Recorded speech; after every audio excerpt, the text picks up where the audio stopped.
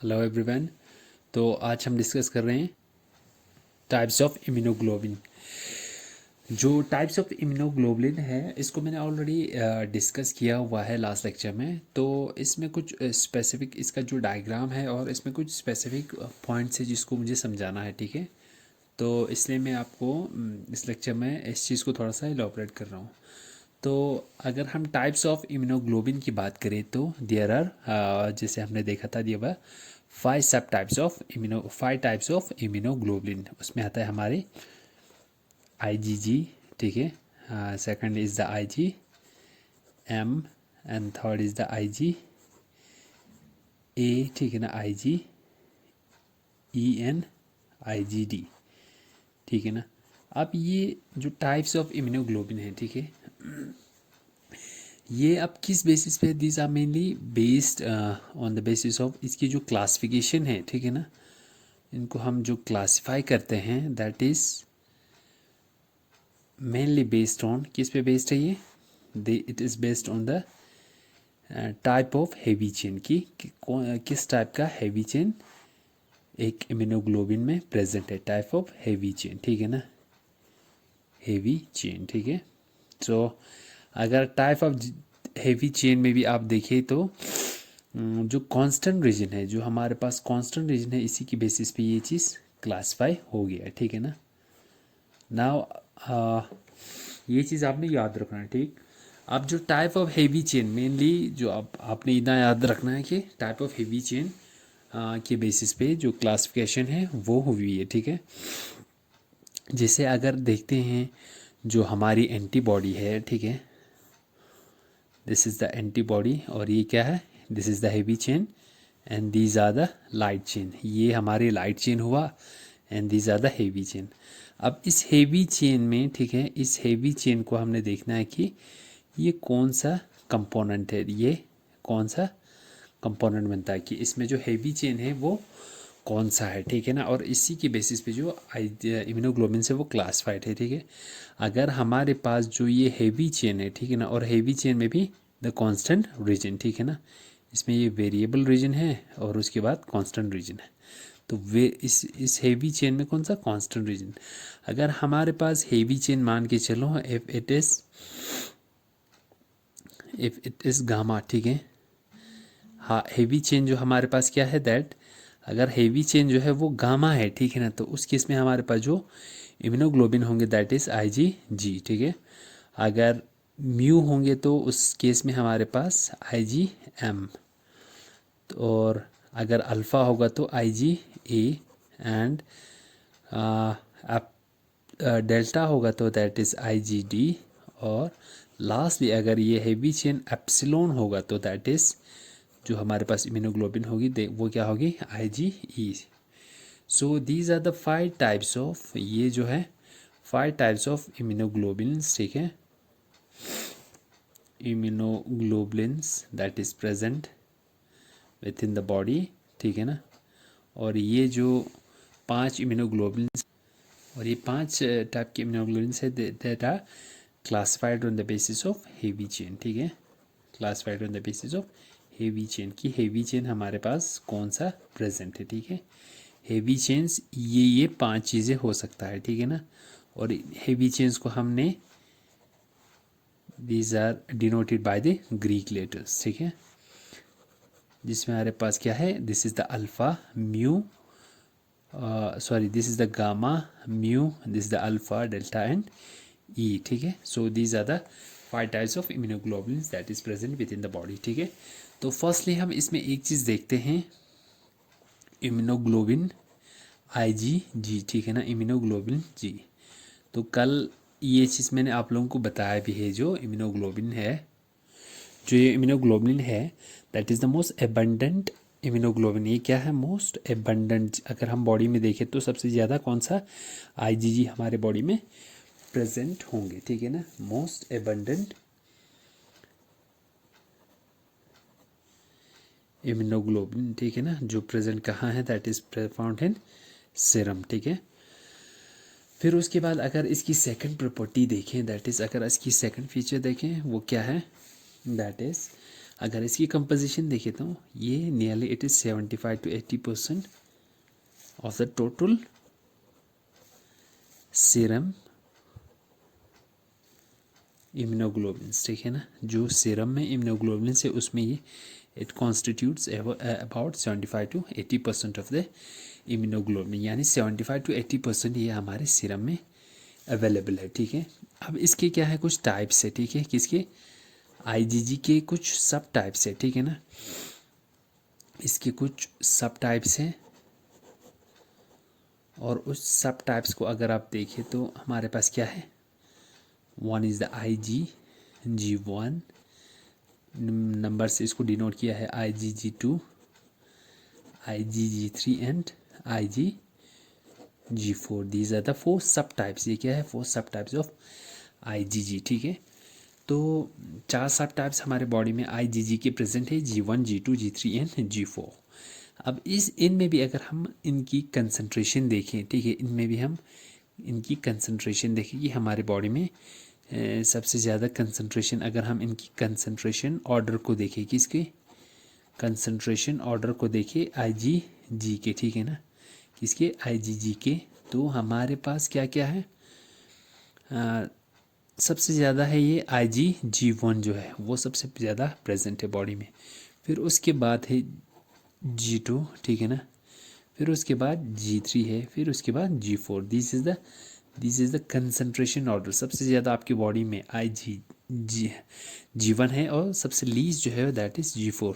अगर हम इनकी कंसंट्रेशन देखें, 59% आपकी बॉडी में G1 है, 36% जो है वो G2 है, 8% is G3 and 3% is G4, ठीक है ना। तो ये हुआ कंसंट्रेशन ऑर्डर अगर इन सब टाइप्स की आप देखें, ठीक है। So one more thing is that कि इसमें फिर उसके बाद एक फीचर है दैट इज़ डिस्ट्रीब्यूशन, ठीक है ना। अगर हम इसकी डिस्ट्रीब्यूशन की बात करें, किसकी डिस्ट्रीब्यूशन की, IgG की, ठीक है ना। ये डिस्ट्रीब्यूटेड है आपको कहाँ पे, it is distributed both in the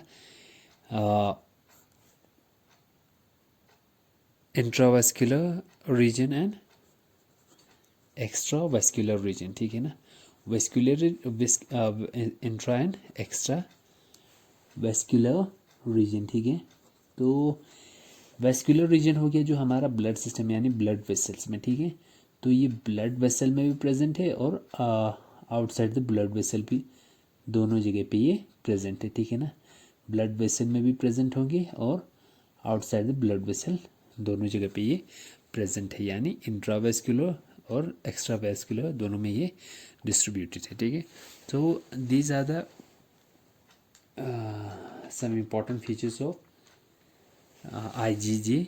और डिस्ट्रीब्यूशन हो गया। डिस्ट्रीब्यूशन के बाद अगर आप देखें, ठीक है ना, तो IgG जो है दैट इज़, अगर हम कंप्लीमेंट फैक्टर्स, जो कंप्लीमेंट प्रोटीन्स हमारे बॉडी में प्रेजेंट होते हैं, ठीक है ना, क्या कंप्लीमेंट प्रोटीन्स, ठीक है ना, जो हमारे बॉडी में प्रेजेंट होते हैं, ठीक है ना, जो लीवर से क्या होता है, लीवर में इनकी सिंथेसिस होता है, ठीक है ना, किसकी, इन कंप्लीमेंट प्रोटीन्स की, ठीक है ना, जो which also help in neutralising the antigens, ठीक है, न्यूट्रलाइजिंग द एंटीजेंस।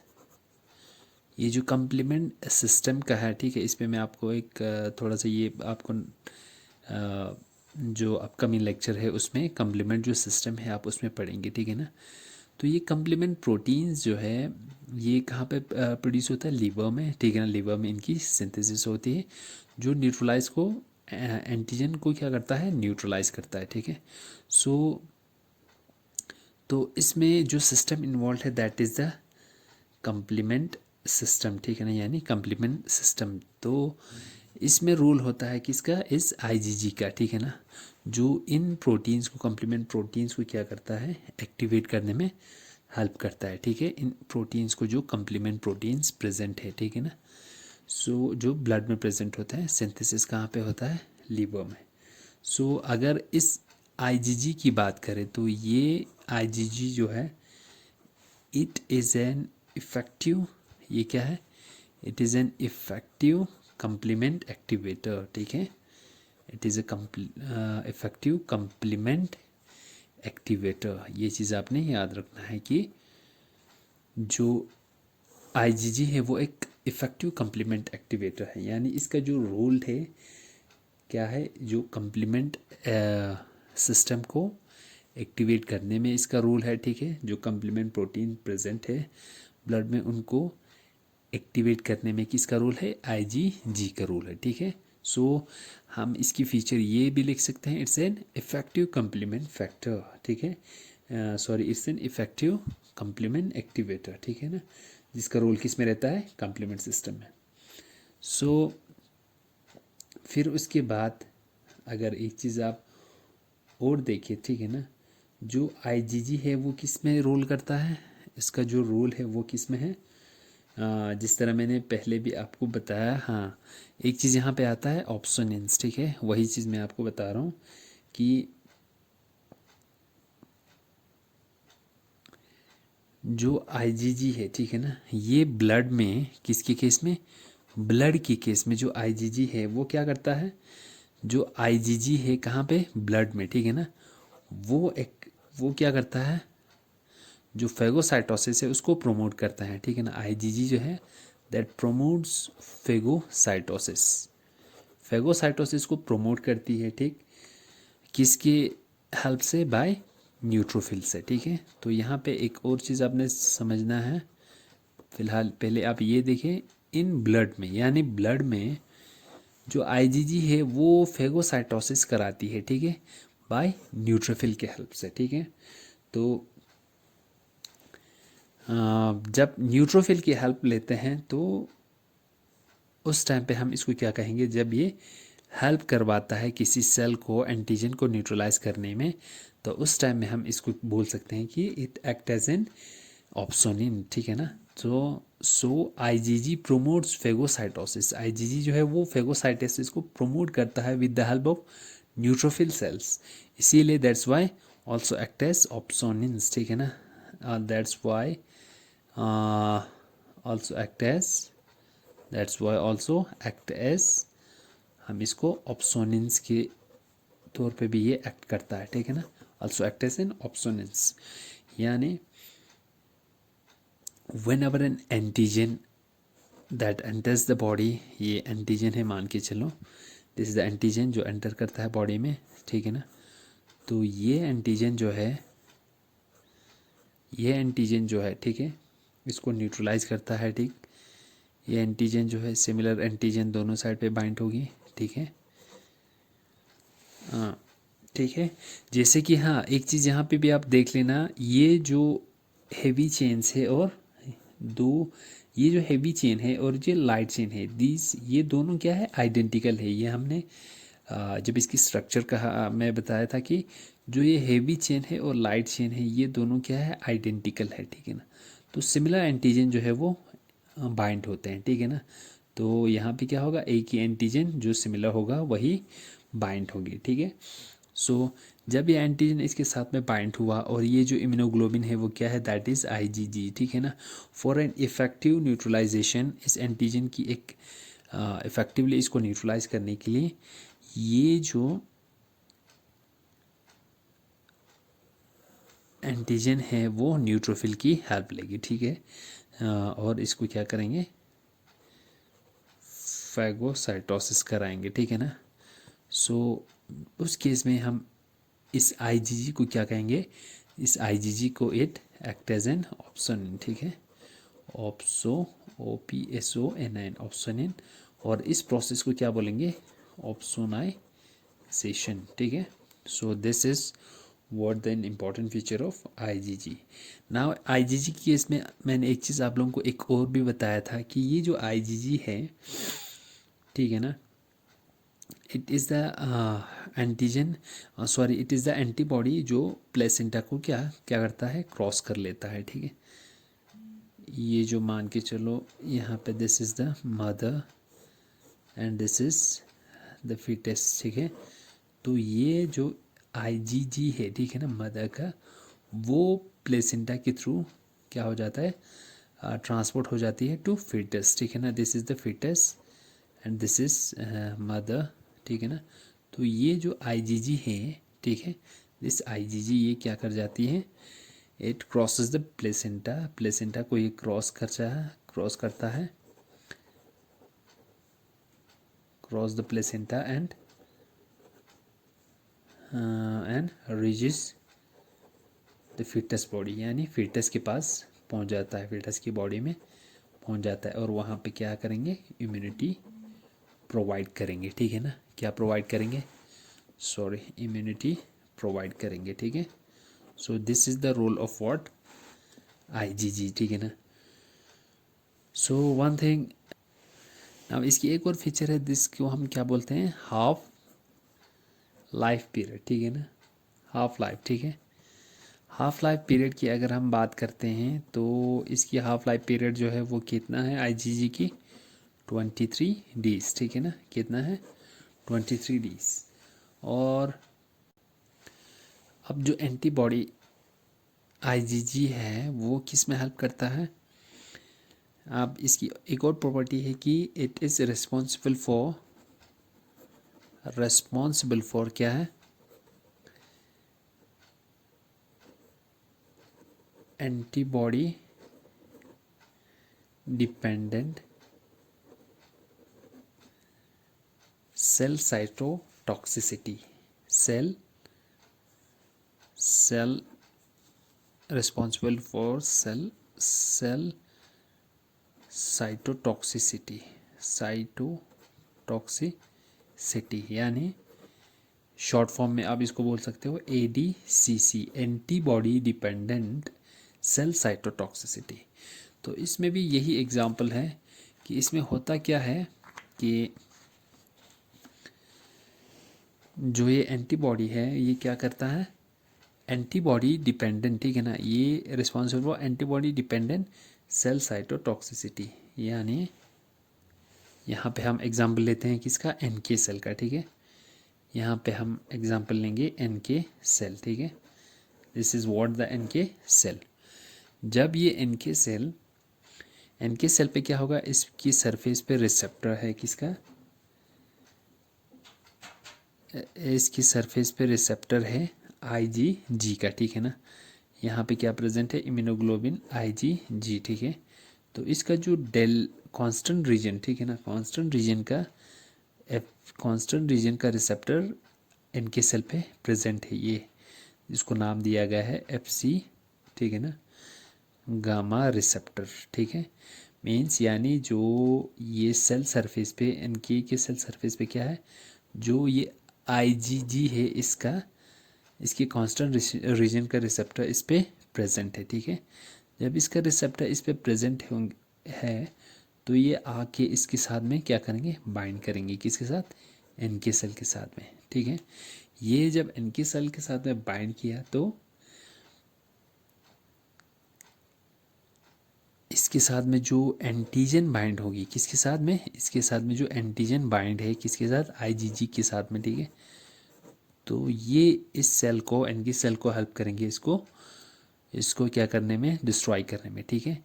तो जब ये एंटीजन इसके साथ में, एंटीबॉडी के साथ में बाइंड हुआ, ठीक है, तो एंटीबॉडी के साथ में बाइंड हुआ तो ये एंटीबॉडी आके, ठीक है ना, एंटीबॉडी आके किसके साथ बाइंड करेंगे, एनके सेल के साथ में, यहाँ पे इसके रिसेप्टर पे बाइंड हो गया। तो जब इसके साथ में बाइंड हुआ तो ये एनके सेल जो है बाइंडिंग से ये रिस्पॉन्ड करेंगे, क्या रिस्पॉन्ड करेंगे कि इट विल रिलीज, क्या रिलीज करेंगे ये, एक तो परफोरिन एंजाइम, ठीक है, और दूसरा ग्रेन एंजाइम, ठीक है। ग्रेन एंजाइम और परफोरिन जो जाके उन सेल्स को क्या कर देंगे, न्यूट्रलाइज कर देंगे। सो इस तरह की प्रोसेस को हम बोलेंगे एडीसीसी, यानी एंटीबॉडी डिपेंडेंट। ये जो इनकी सेल है इस एंटीबॉडी पे क्या है, डिपेंडेंट है फॉर सेल साइटोटॉक्सिसिटी, सेल को क्या करने के लिए, डिस्ट्रॉय करने के लिए, ठीक है। अब जो हमारे पास सेकंड एंटीबॉडी है दैट इज आईजीएम, ठीक है ना। अब आईजीएम को ऑलरेडी बताया है। अब सबसे पहले जब आईजीएम को देखते हैं तो आईजीएम की हम क्या देखते हैं, स्ट्रक्चर को देखेंगे, ठीक है। आईजीएम की जब हम स्ट्रक्चर को देखते हैं तो आईजीएम का स्ट्रक्चर जो है वो क्या है, जो आईजीजी का स्ट्रक्चर है हम उसको बोलेंगे मोनोमेरिक, ठीक है ना। आईजीजी के स्ट्रक्चर को हम क्या कहेंगे, जो ये वाला स्ट्रक्चर है, ठीक है ना, आईजीजी का structure it is a monomeric, ठीक है। जो ये स्ट्रक्चर होगा, जो हमने वाई शेप्ड स्ट्रक्चर बनाया, इसको हम क्या कहेंगे, मोनोमेरिक, क्या कहेंगे, मोनोमेरिक स्ट्रक्चर, ठीक है। जिसमें हमारे क्या है, ये वेरिएबल रीजन है, ये कांस्टेंट रीजन है, ये heavy chain, this is the, this two are the light chain. तो हम इसको बोलेंगे मोनोमेरिक स्ट्रक्चर, ठीक है ना, मोनोमेरिक स्ट्रक्चर। अब यहाँ पे जब हम आईजीएम की केस में देखते हैं, ठीक है ना, किसकी केस में, आईजीएम की केस में, जो आईजीएम का स्ट्रक्चर है वो इस तरीके से है, ठीक है, पेंटामेरिक है। कैसा है इसका, जो सबसे पहले हम देखते हैं इसका जो स्ट्रक्चर जो है वो क्या है, पेंटामेरिक है, ठीक है ना। अब जो पेंटामेरिक स्ट्रक्चर जब हम देखते हैं तो ऐसा होता है पेंटामेरिक स्ट्रक्चर, ये हो गया मोनोमेरिक स्ट्रक्चर, ठीक है। फिर उसके बाद ये इस तरीके से होंगे, ठीक है, ये हेवी चेन, ये लाइट चेन, ये हेवी चेन, ये लाइट चेन, ठीक है ना। और फिर होंगे इस तरीके से, ये हेवी चेन, ये हो गया हेवी चेन, ये लाइट चेन और ये लाइट चेन। और इस तरीके से एक स्ट्रक्चर होगा, this is the heavy chain and this is the light chain. और इस तरीके से यहाँ से एक होगा, this is the heavy chain and this is the light chain. तो ये पेंटामेरिक मीन्स 5 जो मोनोमर्स जो है वो कंबाइन हो जाएंगे।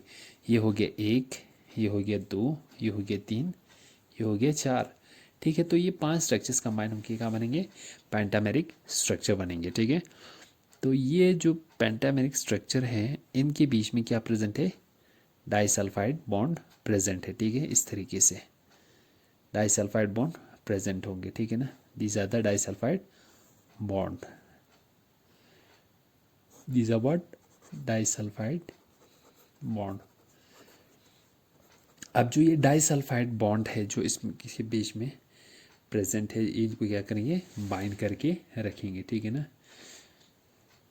और मेनली जो डाइसल्फाइड बॉन्ड प्रेजेंट है इसमें, जो डाइसल्फाइड बॉन्ड प्रेजेंट है, ठीक है। और इसमें एक और स्ट्रक्चर प्रेजेंट है, दैट इज इस तरीके से एक और स्ट्रक्चर प्रेजेंट है, जिसको हम क्या कहेंगे, जिसको हम कहेंगे, जिसको हम कहेंगे जे चेन, ठीक है ना, जे चेन कहेंगे इसको, ठीक है। सो ये जो डाइसल्फाइड बॉन्ड है और जे चेन जो है वो इसमें प्रेजेंट होते हैं, ठीक है। नाउ अब हम बताएंगे जो आईजीएम का जो स्ट्रक्चर है, अगर हम इसकी फीचर लिखेंगे, इट इज़ पेंटामेरिक, ठीक है। सबसे पहले क्या लिखेंगे, इट इज़ पेंटामेरिक, यानी इसमें 5 स्ट्रक्चर्स है, ठीक है ना, 5 मोनोमर्स कंबाइन है, pentameric with an additional J chain, है ना, एक जे चेन भी इनमें प्रेजेंट है, pentameric with an additional J chain.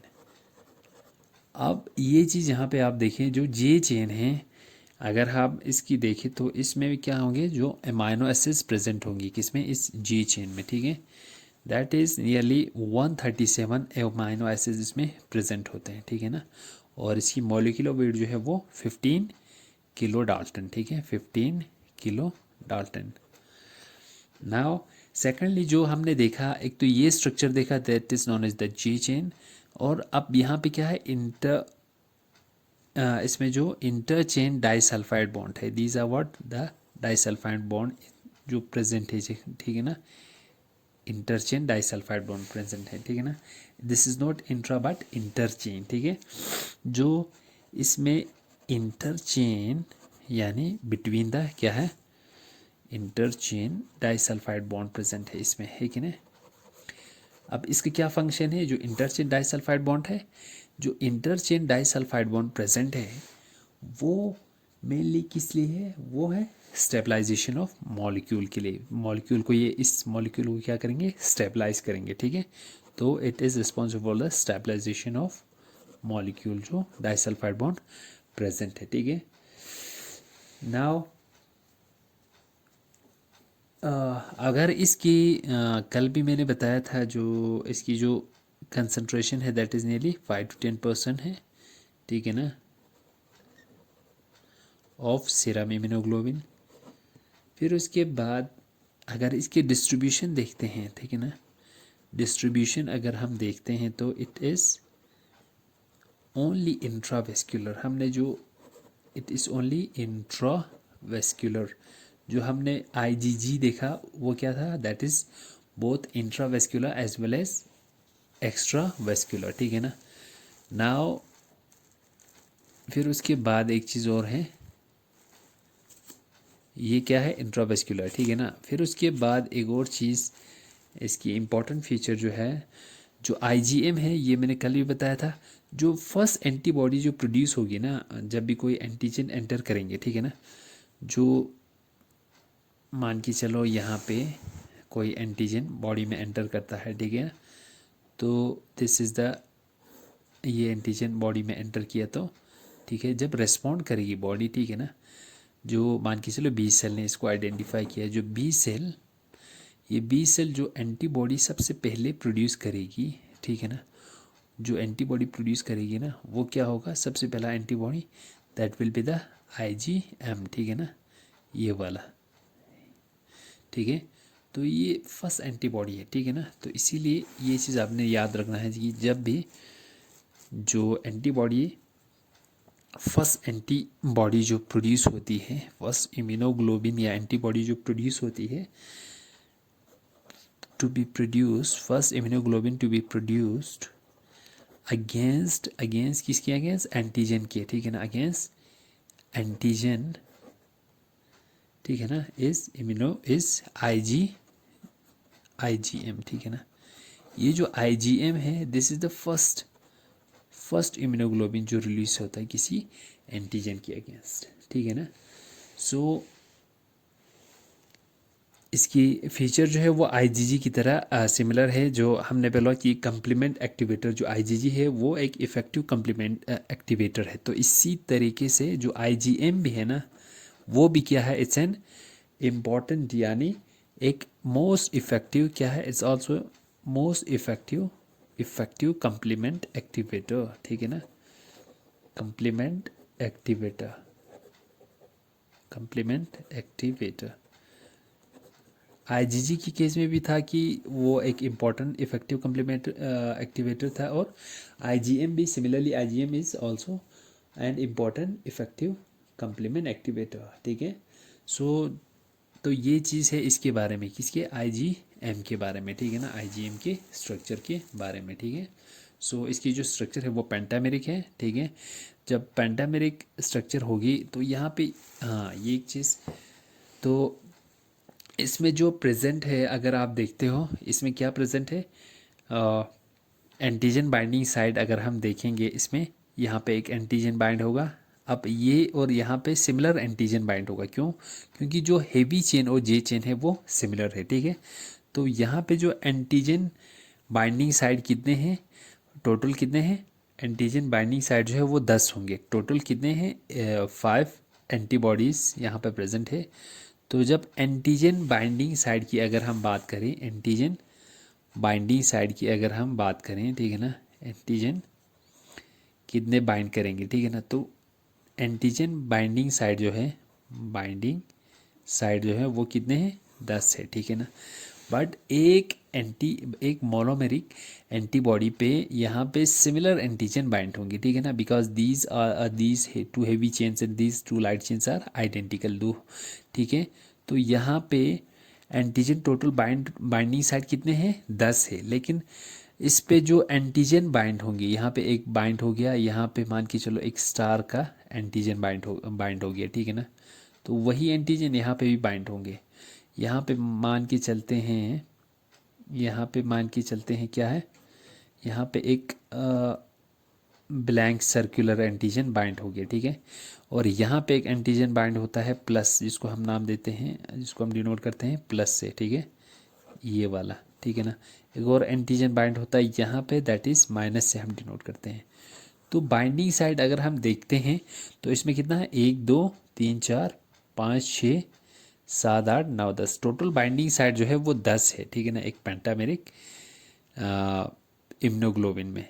लेकिन जो एंटीजन बाइंड होंगे वो कितना बाइंड होंगे इस पे, सिर्फ 5 5 ही एंटीजन इस पे बाइंड क्यों होंगे, क्योंकि जो ये बाइंडिंग साइट है यहाँ पे दे आर सिमिलर, ठीक है ना, यहाँ पे एक ही एंटीजन बाइंड होंगे, सिमिलर एंटीजन बाइंड होंगे, दो होगा बट सिमिलर एंटीजन बाइंड होंगे। जैसे यहाँ पे ये वाला एंटीजन बाइंड हुआ और सेकंड पे ये जो स्टार वाला एंटीजन बाइंड हो गया, इस पे सर्कुलर एंटीजन बाइंड हो गया। तो हमारे पास पेंटामेरिक में 10 एंटीजन बाइंडिंग साइट है बट 5 ही एंटीजन बाइंड होंगे। और इसी तरीके से मोनोमेरिक के केस में, ये चीज़ कल स्किप हो गया था, तो मोनोमेरिक के केस में जो ये एंटीबॉडी है, ठीक है, जो ये एंटीबॉडी प्रेजेंट है यहाँ पे, ये जो एंटीबॉडी है, ठीक है ना, ये जो हेवी चेन है एंटीबॉडी का, this is the heavy chain, ये दोनों क्या है, आइडेंटिकल है, ठीक है ना, दीज आर व्हाट, आइडेंटिकल। और जो ये लाइट चेन है वो भी क्या है, आइडेंटिकल है, ठीक है। तो यहाँ पे इन दोनों साइड पे एंटीजन बाइंड होगा इस तरीके से, बट सिमिलर एंटीजन बाइंड होंगे, ठीक है ना, सिमिलर एंटीजन बाइंड होंगे, ठीक है। सो एक मोनोमेरिक एंटीबॉडी पे एक एंटीजन बाइंड होगा, ठीक है, but two different antigen bind नहीं होंगी बिकॉज दे आर सिमिलर, ठीक है। तो इस पे एक एंटीजन बाइंड होगा, ठीक है। अगर हम डिफरेंस में देखते हैं ऐसे तो दो हो रहा है, लेकिन बट सिमिलर एंटीजन जो है वो बाइंड होंगे, ठीक है ना, दोनों साइड पे। तो ये चीज़ आपने याद रखना है, ठीक है। फिर उसके बाद प्रेजेंट है हमारे पास नेक्स्ट जो है IgA, ठीक है ना। अब जो IgG था वो क्या था, दैट वॉज मोनोमेरिक, ठीक है। IgG को हमने देखा, दैट वॉज मोनोमेरिक, हमारे पास वाई शेप स्ट्रक्चर था इस तरीके से। और जो हमने IgM देखा, क्या देखा, IgM जो देखा हमने, दैट वॉज पेंटामेरिक, ठीक है, वो इस तरीके से, ठीक है, पेंटामेरिक था, यानी 5 मोनोमेरिक एंटीजन जो है इस तरीके से बाइंड हो गए थे, ठीक। तो इस तरीके से ये हो गया पेंटामेरिक, ठीक। It is the case of IgM। लेकिन जो ये है IgG के स्ट्रक्चर, ठीक है ना, दैट वाज मोनोमेरिक, ठीक है, ये क्या था, मोनोमेरिक। और IgM जो था वो क्या था, पेंटामेरिक। अब हम देखते हैं IgA का अगर आप स्ट्रक्चर देखो, ठीक है ना, IgA का स्ट्रक्चर जब हम देखते हैं तो IgA का स्ट्रक्चर जो है वो आपको इस तरीके से दिखेगा, that will be A dimeric structure, ठीक है, क्या है, डायमेरिक स्ट्रक्चर इस तरीके से, ठीक है, ऐसे, दिस इज द डायमेरिक होंगे, ठीक है ना, ये हेवी चेन, ये लाइट चेन। फिर उसके बाद ये जिस तरह हमने पेंटामेरिक में जे चेन देखा था, ठीक है, ठीक है, जो स्टेबलाइजेशन के लिए ज़रूरी है, ठीक है ना, जो जे चेन है, उसी तरीके से इसमें भी क्या है, एक जे चेन प्रेजेंट है इस तरीके से, ठीक है। और ये इस तरह heavy chain, and this is the heavy chain second, और ये हो गया लाइट चेन, यानी यहाँ से भी एक मोनोमर, यहाँ से एक मोनोमर।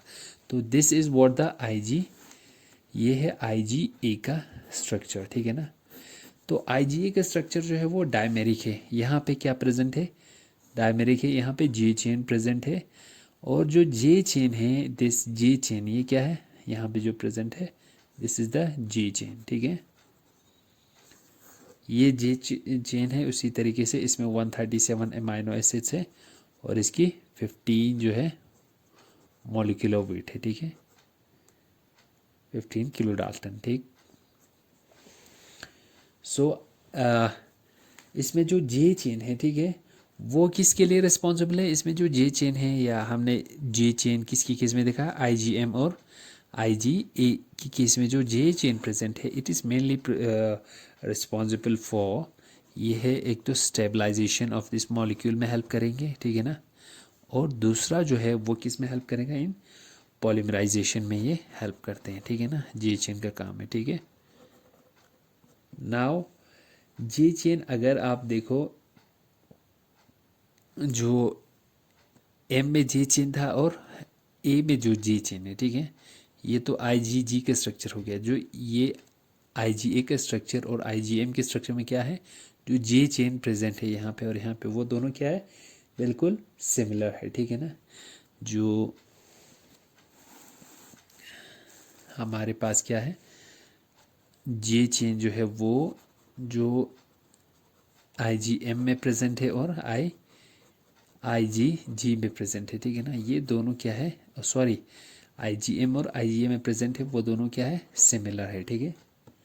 फिर उसके बाद एक चीज़ और है इसमें कि जे चेन जो है, सॉरी हाँ, ये जो आईजीए है, अब हमने कल बताया था ये सेकंड मोस्ट एबंडेंट मॉलिक्यूल है, ठीक है ना, सेकंड मोस्ट एबंडेंट मॉलिक्यूल है, ठीक है, आईजीए। लेकिन अगर हम इसकी कंसंट्रेशन देखें सीरम में या ब्लड में, सीरम या ब्लड का हो, वो कितना है, 10 to 15% ही प्रेजेंट है, ठीक है। तो ये आईजीए जो है 10.15% इसलिए है क्योंकि आईजीए जो है वो क्या हो जाता है, जैसे this is the blood serum, ठीक है ना, ये क्या है, दिस इज़ द ब्लड में क्या है, आईजीए है, ठीक है ना। इसमें तो बहुत ज़्यादा है, ठीक है, प्रोडक्शन जो है वो बहुत ज़्यादा होता है। लेकिन ये जो है यहाँ से क्या हो जाती है, आईजीए जो है वो ट्रांसपोर्ट हो जाती है किस में, एक्सटर्नल सिक्रीशंस में ये ट्रांसपोर्ट हो जाती है, ठीक है ना, एक्सटर्नल सिक्रीशंस।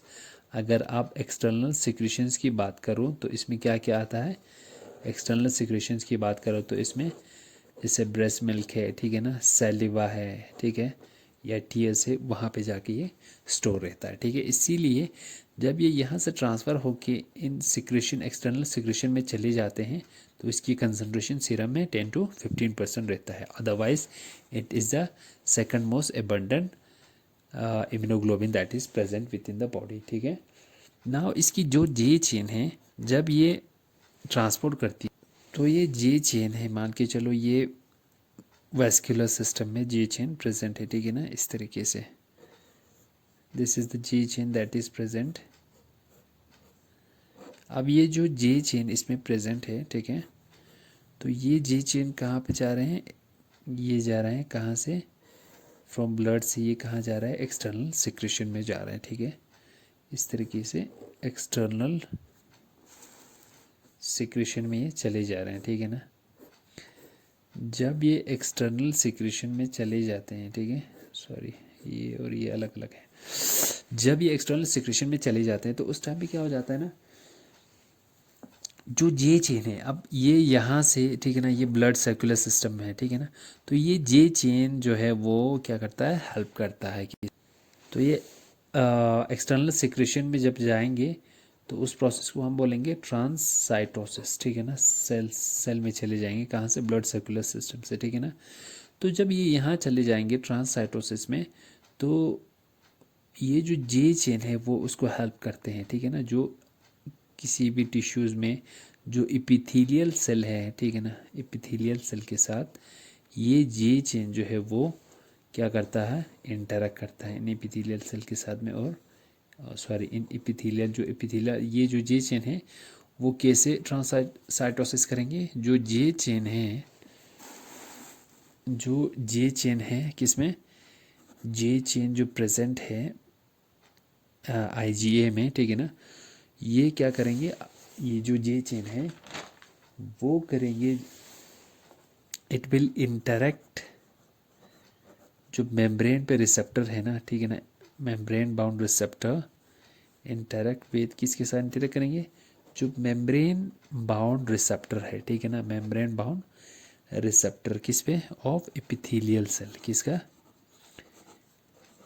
एपिथेलियल सेल का, ठीक है ना, एपिथेलियल सेल के साथ में ये क्या करेंगे, इंटरेक्ट करेंगे टू परफॉर्म ट्रांससाइटोसिस, ठीक है, टू परफॉर्म ट्रांससाइटोसिस, ठीक है। अब ये यहाँ से यहाँ जाने के लिए जो आउटर लेयर में जो एपिथेलियल सेल प्रेजेंट होता है उसके साथ में ये इंटरेक्ट करेंगे और ये ट्रांससाइटोसिस होगी इसकी, मतलब ये फ्रॉम ब्लड से ये कहाँ चले जाएंगे, इनटू द एक्सटर्नल सिक्रेशंस।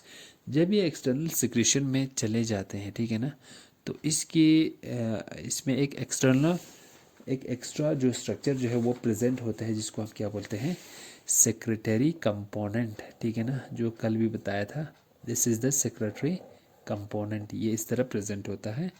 और ये इसको हम क्या, ये है, this is what the secretary component, ठीक है। जब वो एक्सटर्नल सेक्रेशन में चले जाते हैं उसको हम क्या बोलेंगे, सेक्रेटरी कंपोनेंट।